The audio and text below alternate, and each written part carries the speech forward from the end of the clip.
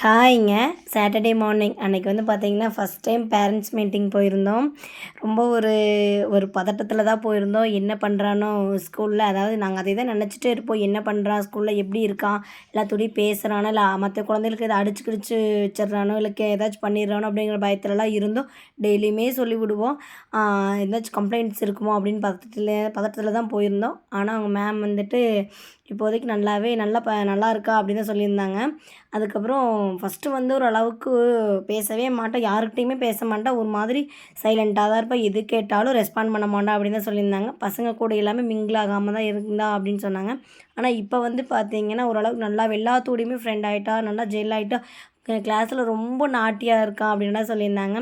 சாப்பிட்றது இது எல்லாமே பார்த்தீங்கன்னா, இப்ப வீட்லயே தெரியுது. ஸ்கூலுக்கு போயிட்டு போறதுலேருந்து பார்த்தீங்கன்னா, ஸ்பூன்ல வந்து எடுத்து சாப்பிட்றது, சிந்தாம சாப்பிட்றது, எப்படி வந்து அதைய க்ளீன் பண்ணுறது எல்லாமே அவனுக்கு தெரிஞ்சிருக்கு. நெறைய விஷயங்கள் கத்துட்டு அதை வந்து அவன் ஃபாலோ பண்றான். டாய்லெட் போறதுலேருந்து எல்லாமே நீட்டா பண்றான். இதெல்லாம் பார்க்கும்போது உண்மையாவே ரொம்ப ஹேப்பியா இருந்துச்சு எனக்கு. அவங்க மேம் அப்படிதான் ஒரு நல்ல விதமா தான் சொன்னாங்க. கொஞ்சம் ஸ்பீடா இருக்கான். ரொம்ப ஒரு மாரி பொறுமை இல்லாம இருக்கா அப்படிங்கிற மாரி சொன்னாங்க. அவன் வீட்லயுமே அப்படிதான் இருக்கான். எதுலயுமே ஒரு பொறுமை கிடையாது.